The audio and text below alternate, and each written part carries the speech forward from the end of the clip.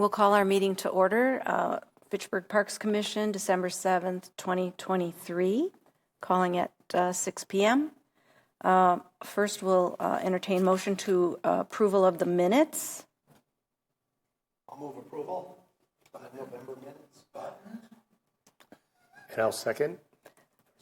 Okay, and we do have a citizen, Patrick Cheney, with a remark about the minutes. Once again, the minutes show that I attended the meeting, and the minutes do record that I voiced objections to the past month's meeting minutes having an error, and it's kind of the same thing again here. I am not included and as being registered for 5A and speaking and providing comments on that. I also note that the sentence that describes the minutes right there is not a grammatically correct sentence in the number 2 minutes. So for 5A, we will add then that Patrick Cheney registered and spoke. Okay.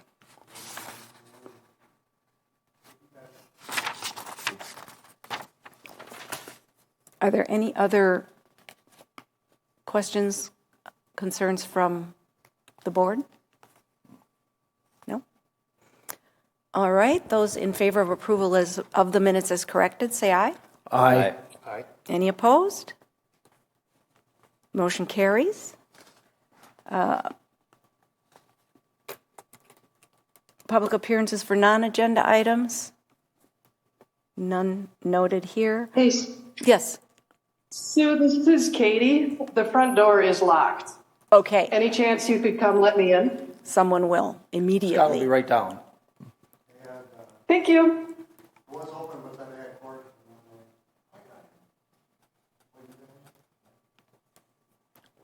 Okay.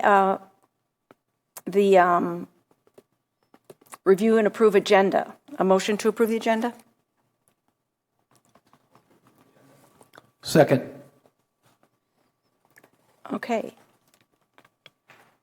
Any discussion, remarks about the agenda? Proceeding is going as written? Okay.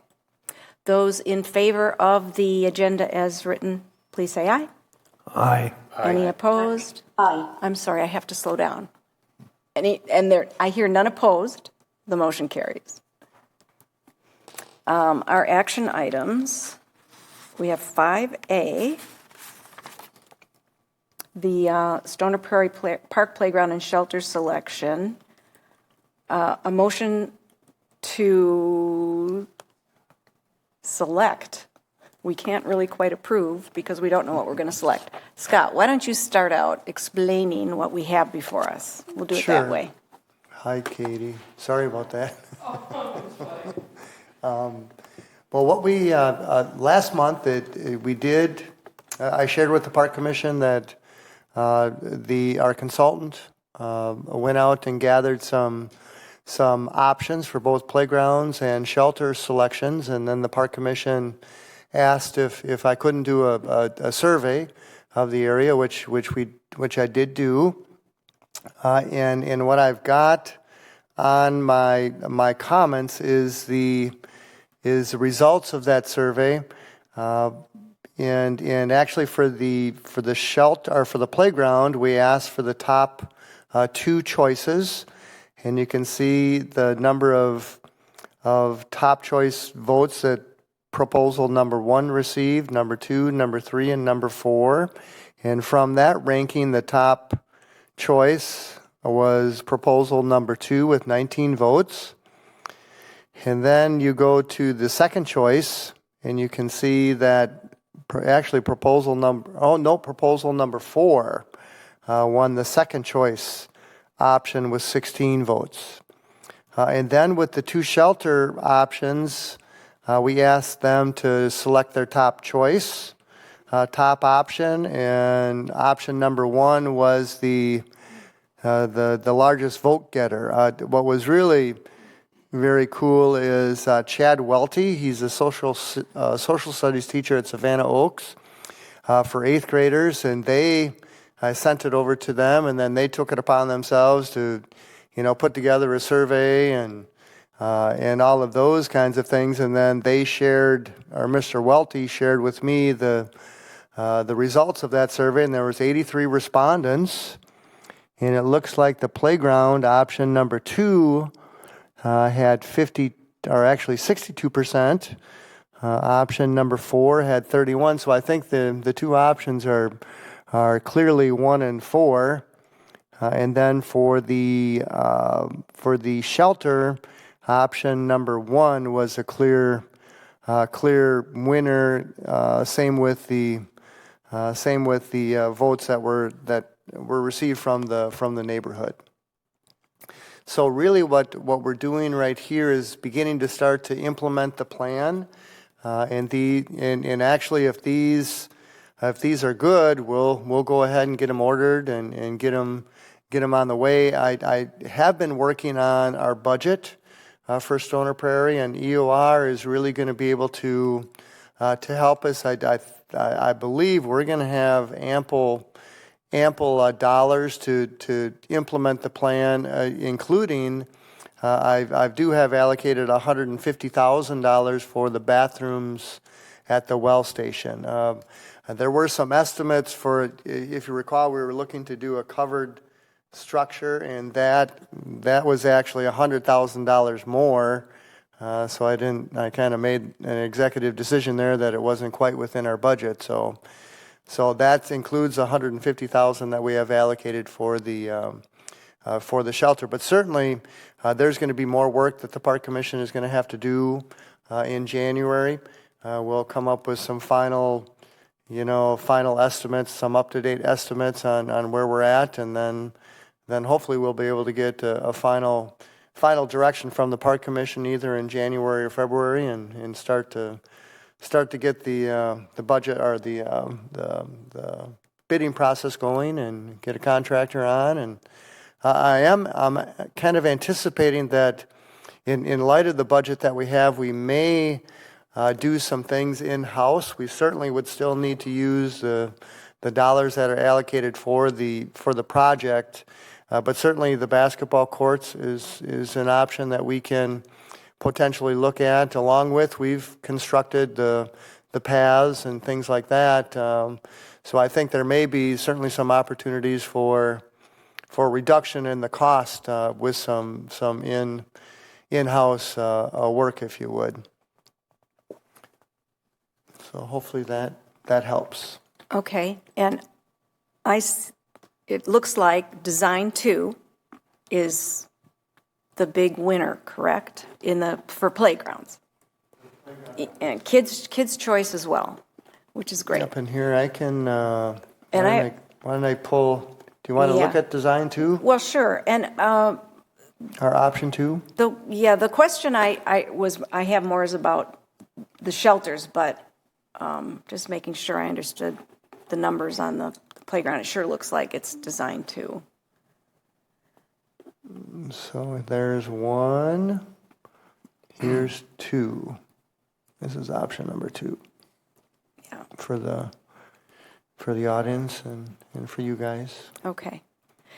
And then the question I have about the shelter or comment, but we haven't had a motion. I'm also kind of a little at odds of how to construct a motion because we're deciding two different things, a shelter and a playground.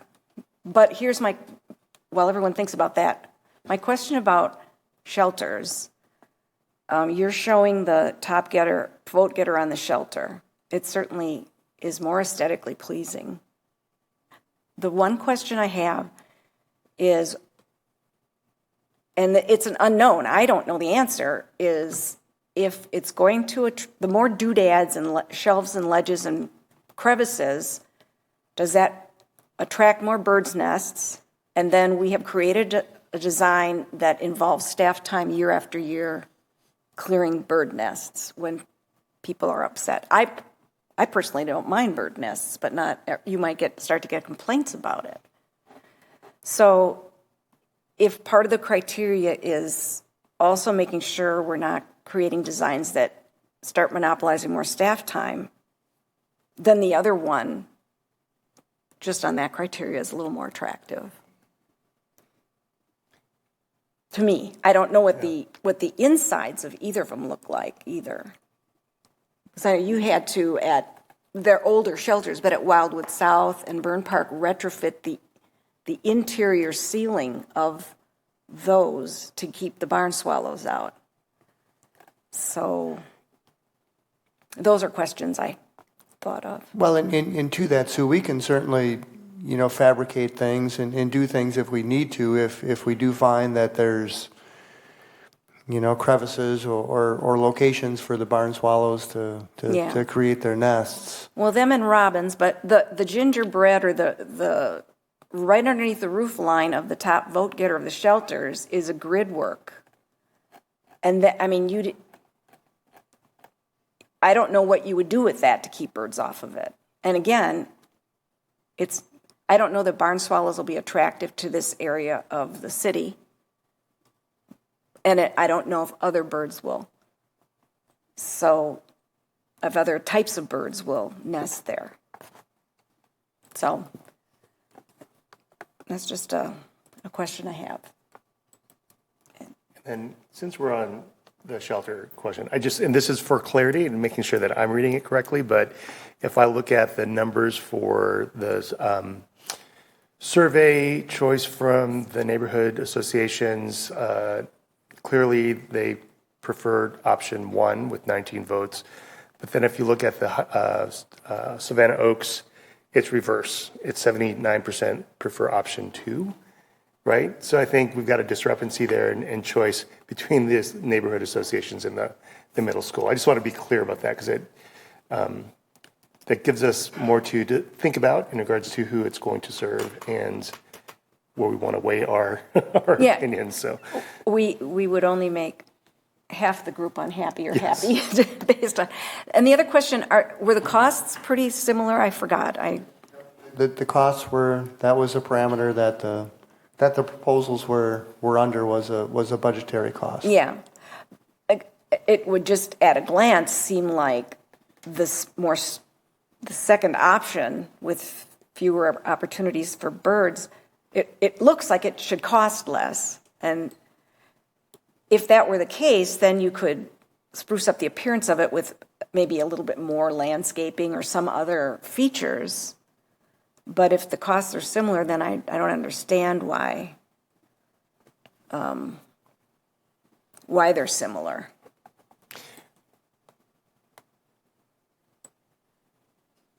I wasn't following you, Christopher. What was your comment?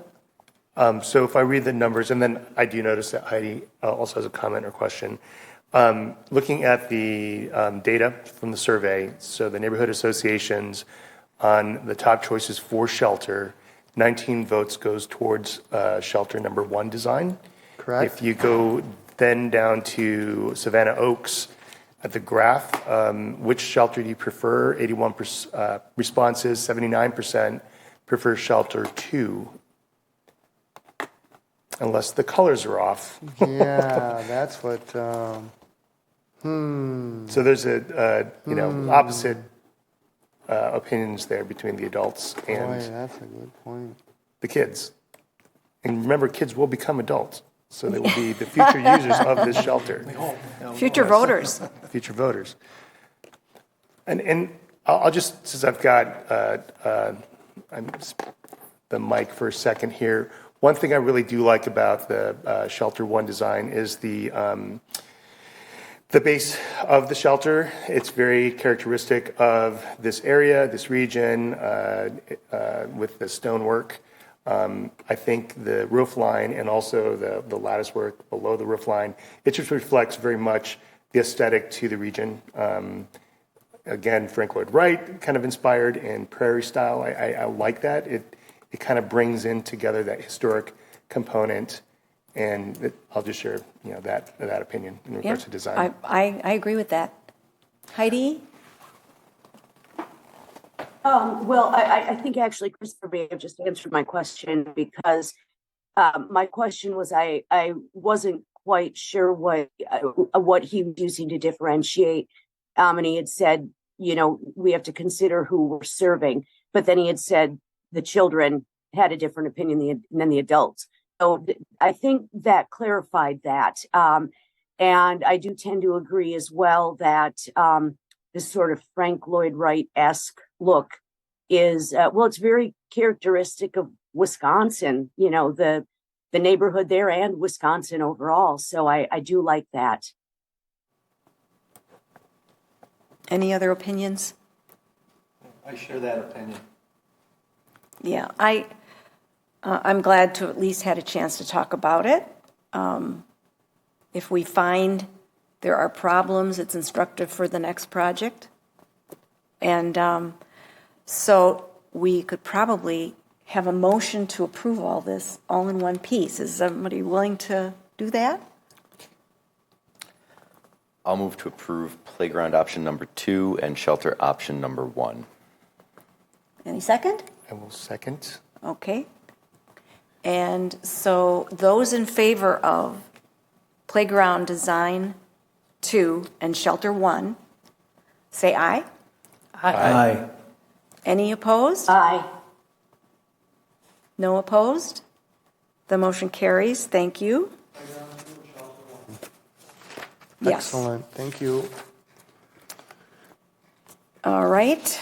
We have item 6A.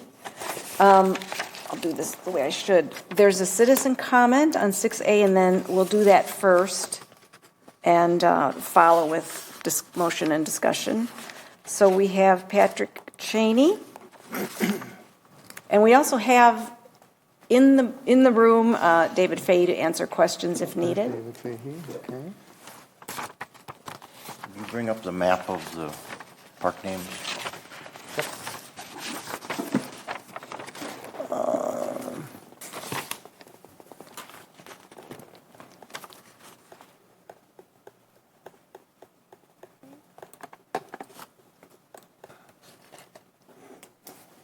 There it is. If I can enlarge it a little bit. Okay. Patrick Cheney, I registered in favor of this. I think the park names are fine, and there's a good historical background information provided with this. I will note that one of the parks is called Fahey Park. I did not see, though, in the background information, the historical family information, where the name Tipperary came from, so I'm curious about that.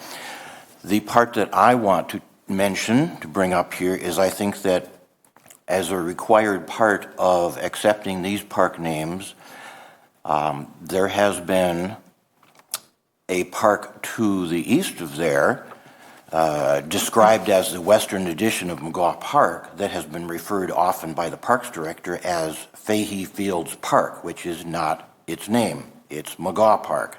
So, as part of naming these neighborhood parks, including one called Fahey Park, I think it would be obliged of the Parks Director to go back into the CIP descriptions and look for anything that says Fahey Fields Park and edit that out, because that's going to be very confusing in the future. It was always objectionable, irritating, confusing in the past because it was McGaw Park, always was McGaw Park, and eliminate that reference of any Fahey Fields Park. If you want to call it the Western addition to McGaw Park, fine, that's good, but it is McGaw Park, and it needs to stay that way.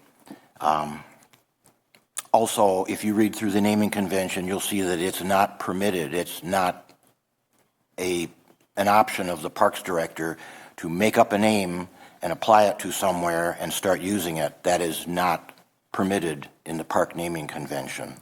So don't do that.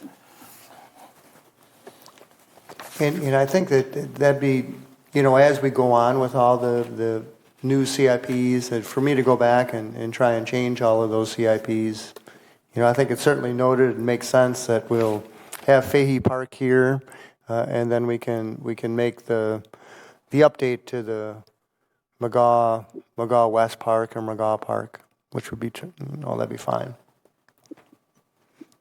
Go ahead. If you guys Can you agree. give us some background on the other three names there? I'm always interested in why they were selected. My name is David Fahey. I grew up, live, and farm in Irish Lane. Fahey was my great-grandmother. She was a monk, so that's my original great-great-grandparents came here from Ireland, and my great-grandmother, Julia Monks Fahey, was born here in 1854. So that's where the Monks name came from. So the first two, first generation was monks, and then my great-grandmother was a monk who married a Fahey. What else? The others was Tipperary. The dog was named Tippy, and we didn't think Tippy was probably a park name, and then we had to come up with a fourth one. So Castle Bar is a name that we wanted for a road. So it's a small little. I don't even think there'll be anything on Castle Bar. It's a green space. Okay. Joel and Lois Seal were your great-grandparents? Yeah, and the pond is different. I just labeled it because that's the stormwater retention pond, which is a different process in Fitchburg. Okay. That is not a park. That's just stormwater. Yep. And yeah, Joan and Lucille were my parents. And my grandparents, my parents already have roads, Bob's Drive and Mary Lane. So we got to cover the grandparents now. Thank you, David. Appreciate Thank you. Thank you very much. Any other question? I have a question on protocol in regards to once names are adopted. So this is not specific to these names, but rather is there a way that we capture through a plaque or a naming ceremony, in this case, specific to the history? I think it's important to capture the history and making sure that what you just shared continues to be shared with the public and those who live near those parks. And actually, Dave and I have been working on that. There's a couple on some of the entries. There's some big rocks, and Dave has actually worked on some text to put on a brass plaque to get on there. Yeah, no, exactly, and that's. I guess that's another reason and why we want to name these parks, because of the history of the land and those kinds of things. And what we're really trying to do now is as these plats come in, because we've got a lot of plats out there that don't have names on them, parks don't have names, so we're asking the developers to suggest some names. And by the policy, we'll bring those suggestions to the Park Commission, and if they're good with it, then we'll do a 60-day notice, and then actually we'll get it to the council and we'll come back to the Park Commission for final approval. So these are the suggestions that are being provided by the development, which is really helpful for us. And then one other question in regards to naming convention, since we have that in front of us. Are there ways to think about changing the convention to be more inclusive of further history, like the indigenous population, Ho-Chunk history, and how we engage with Ho-Chunk Nation in regards to consideration of other names as well? I'm just looking through the naming convention. We talked about people and history. It's typically individuals, but is there a way to broaden that to be more inclusive of the indigenous people of Wisconsin and this region? Certainly, and I think it really, like I say, we do have a lot of properties that are available that don't have those names, and actually that could be helpful for me, Christopher, if we've got some thoughts and ideas on some of the locations. I think certainly the history of the land is important, but certainly if there's other opportunities where we can do that, I think we need to do that. Yeah. So maybe the specific question would be, within the naming convention itself, is there a formal process that we would need to edit to make sure that is broadened enough that we can... And I might ask you that I did include in the packet our park naming policy. If you get a chance to take a look at that and see if we can improve on that, and maybe that's a conversation we can have in regards to looking at that, because that's what I'm speaking to. Perfect. But I love the names and want to make sure we capture the history. So we'd like a formal motion to the, Please, okay. and then I'll begin the. Oh, the and I approval see Heidi process. has Heidi, question, comment?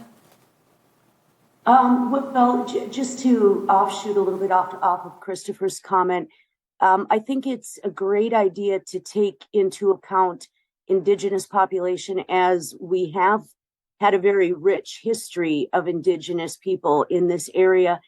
But in doing that, I think it's also it's important for us to be mindful of the Indigenous people that are from the area, so that those names have more meaning. And it's not just, something that is going to be obscure and not really have any sort of link to Fitchburg. Yeah, I think within that process, I think there would be a formal process of engagement with the Ho-Chunk to be considered in that, so that it is meaningful and that we're recognizing in an appropriate way. Good. That there's an opportunity there to also build a bridge in that recognition as well, but making sure that without the historical lens or cultural lens, that we are engaging them to help us in that process if we choose that path. Yeah. Yeah, and just Scott. Thank you. Thanks, Heidi. Scott and I, about 2 years ago, maybe a little more, took a stab at definitely refining the list of unnamed parks.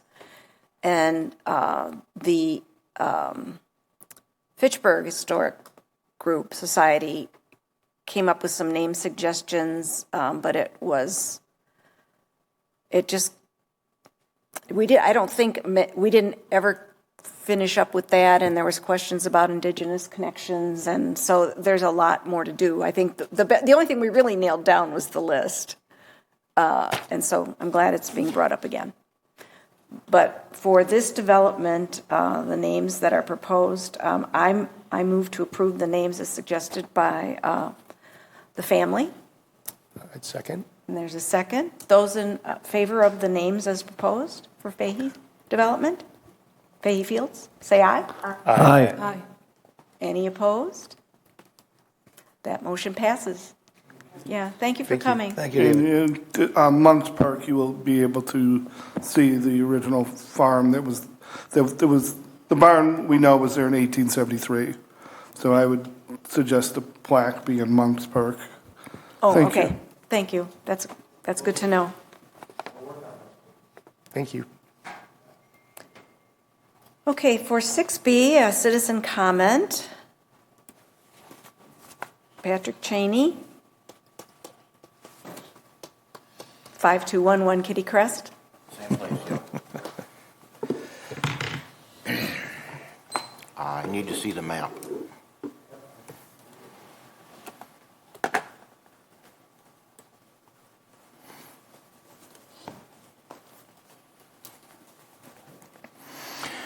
Patrick Cheney, I registered in opposed to this because unlike the previous, where the historical information of the area was provided, this provides no information of background of why these names were suggested, and the, let's see, I guess the developer, and I think there's part owners of the Hartung seed plant are developing this, and they're not here to answer any questions or explain this.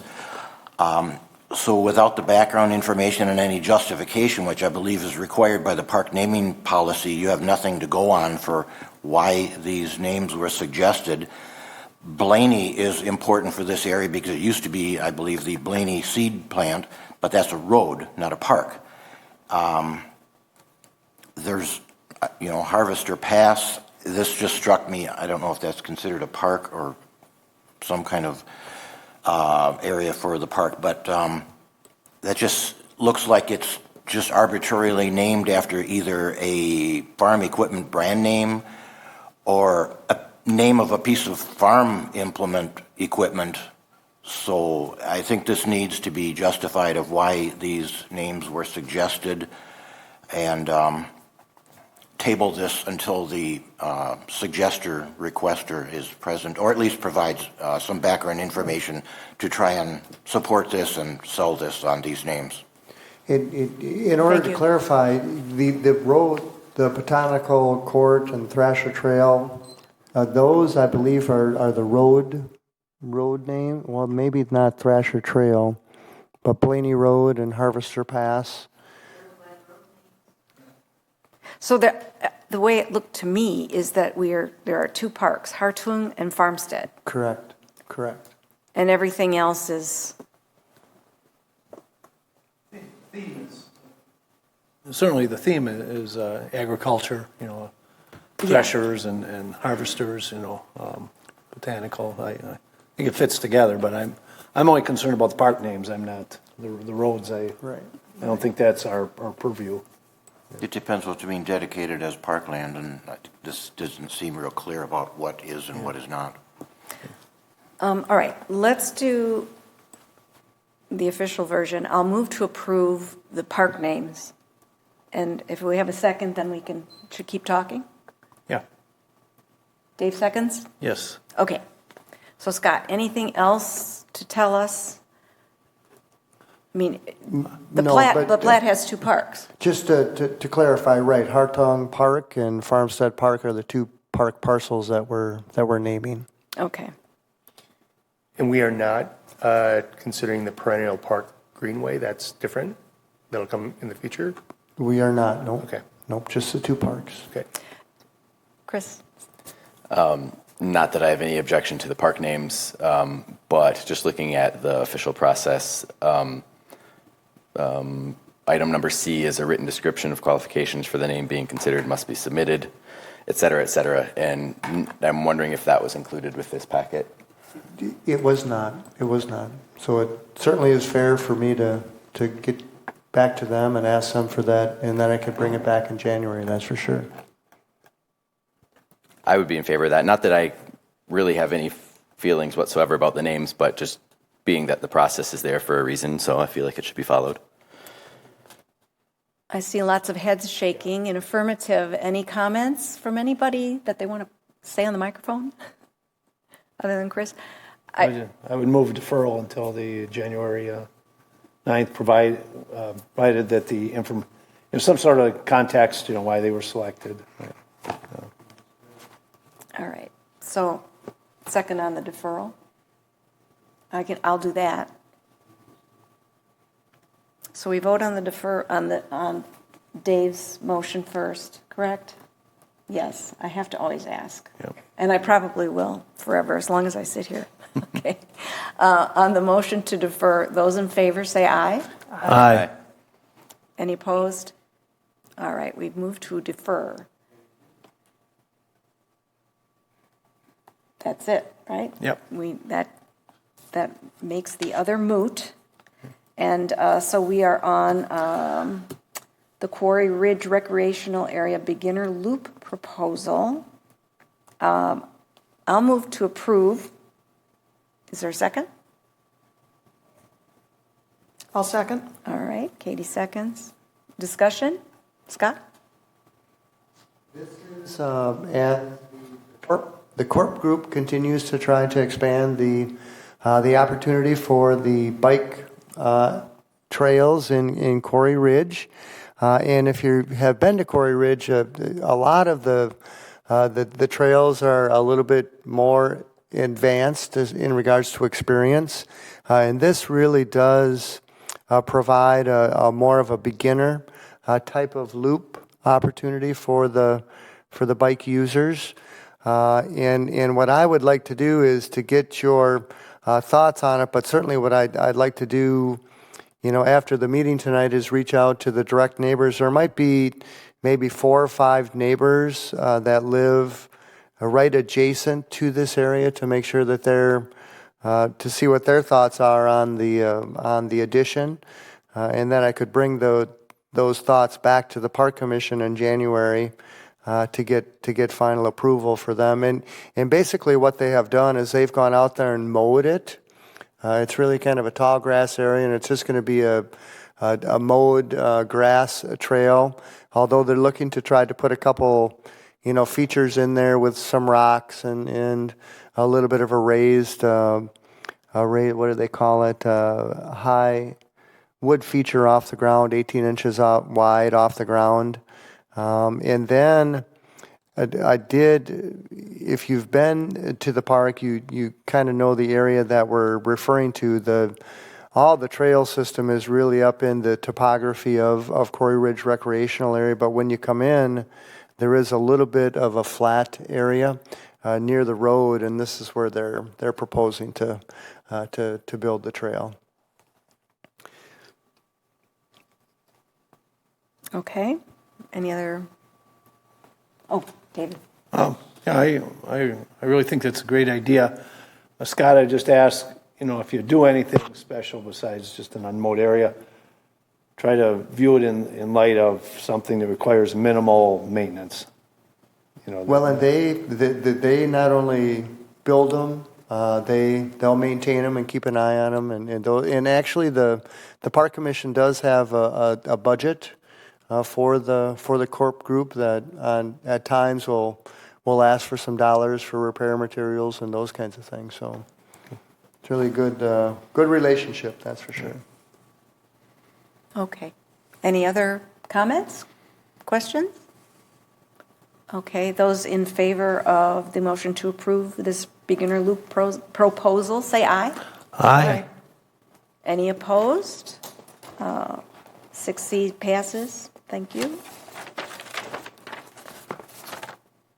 We're at communications, Scott. Yes, we've got some updates, action from the council. They did approve Resolution 22123, the urban tree inventory, an update of the inventory. And actually, we combined $2023 of $10,000 and $2024 of $15,000, and they're currently out doing the inventory, and they'll be able to. It's $3.25 per record, so we can inventory about 7,600 trees, which is really good. Resolution 29 or R20923 was the hub. And actually what we did do is there was a couple amendments to the existing contract that we had with Enberg. The first amendment was amendment number 2, which was basically due to the delay in the project and the additional costs for the construction. There was an increase in the engineering fees, so that was amendment number 2, which was approved. And then actually amendment number 3, we were able to reintroduce the idea of the covered structure. They did approve the thought of including the piers for the uprights for the structure, which is really good. So they approved that, but they did not approve the covered structure. But certainly they're going to have to do a lot of work in designing the covered structure to make sure that they have the piers in the correct locations and those kinds of things. And actually what they're working on now is the ADR, which is the Architectural Design Review, which was approved by the Plan Commission more than a year ago, but that expires after a year. So they're working to resubmit that ADR for the January Plan Commission meeting. But we're really moving forward to get a spring let and a construction in 2024. We may have to finish up in 2025, but hopefully get it started, get it enclosed, do the finishes, and then, plant the trees and finish up in 2025. So we're back on track with that, which is really, really exciting. Then I just kind of provided some late season park project updates that Jorn and the crew were able to accomplish. And then I did include our 2024 project list, which is pretty comprehensive and inclusive. A lot of stuff going on, which is good.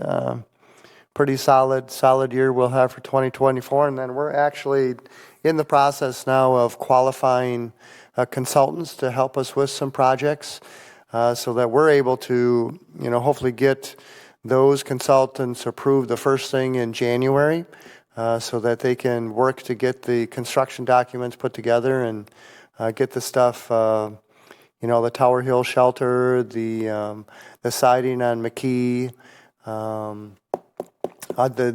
four new pickleball courts at McGaw West Edition, and the lighting for the pickleball is some of the projects, along with a lot of other just update. And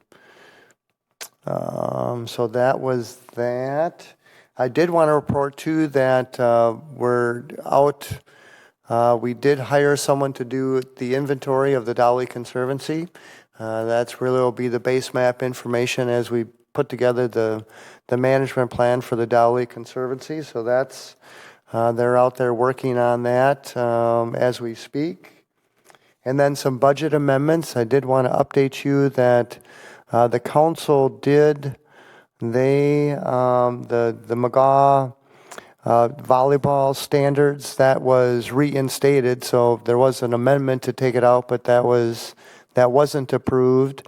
There was a previous resolution or amendment that took out the Tower Hill project, but they did amend, the council amended that to put it back in. And then Dave did do another amendment to go out and get donations for $125,000 for repairs to Kid Crossing at McKee, but that failed at the council level. So that's the communication items, and certainly any questions on those or the reports is certainly I can try to answer those for you.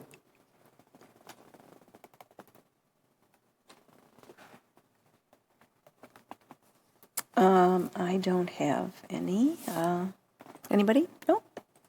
Okay, so we would move on to staff reports, and we kind of breezed through future agenda items. That's where we're at. So you have what, Scott? We'll have Or do you? We'll have Stoner Prairie, I would suspect. We'll have the Hartung for sure. Yeah, for sure. Maybe even some contracts for work on some of the park projects. So. Okay. Heidi? I'm just curious about any update on the hillside fence. I know I've seen a lot of emails about that from neighbors, and it appears that there's maybe a meeting set up, but there's no Zoom available for people to Zoom in. And I'm wondering, is there a plan to do that so we can have as much participation from the neighborhood as possible? No, there won't be. And we're actually going to have a meeting on Monday, this coming Monday at 7 o'clock, but there will be no Zoom option, Heidi.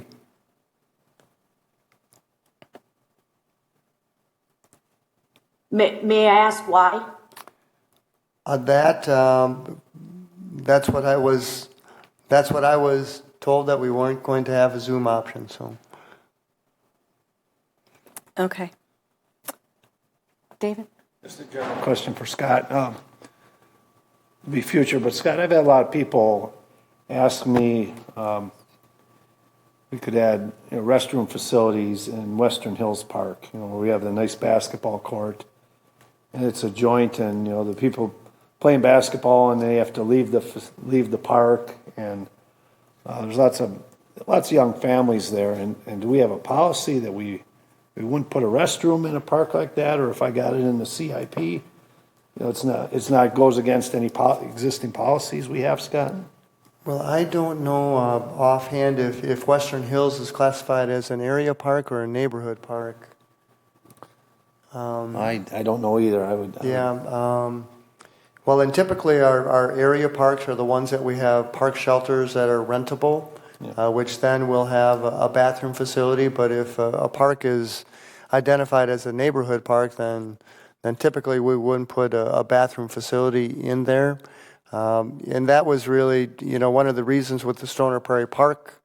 That was a neighborhood park, and then we changed that to an area park. Then we included the bathrooms in the well house. Yeah. It's just a little different situation. There's that asset of that basketball court that a group put in. It's it's just a wonderful facility, and it's well well used, and you know, you see people, you know, I see young people sneaking off in the trees, and you know, and I would. We've got about 45 or 50 of those parks, that's for sure. But you don't have a court like this anywhere in Fitchburg. You know, this. Pardon me? We don't have a basketball court like this anywhere in Fitchburg. You know, that rubberized this. Well, we've got full special. court basketball in the park system, but certainly the surface, you know, the Surface. tile on it is Yeah. different, that's for That was sure. a special. That's for special sure. thing. All right, thank you. One of the things, for example, Wildwood South, Prairie Park is an area park and it doesn't have a plumbed restroom, so instead there is a porta potty unit or units put in. So I don't know. We were told that they wouldn't put a porta potty park, or someone asked, and I was told, Scott, that Parks replied back, no, we wouldn't put a porta potty in a park like that. So that's why I was. Well, it's a potential CIP thing. Let me look into that, Dave, Okay. okay? Western Hills, Yep. will do. Thank you, Scott. You're welcome. Any other questions? All right, put my agenda away. That's everything. Our next meetings. Next, yep. We'll be in the Jeannie Seelig room. Just as a heads up, we'll be in the meeting room. January 4th, and then Thank you, Sue. February 1st after that. 2024. Wow. Okay. Motion to adjourn. So moved. A second. Second. Thank you. Those in favor of adjournment?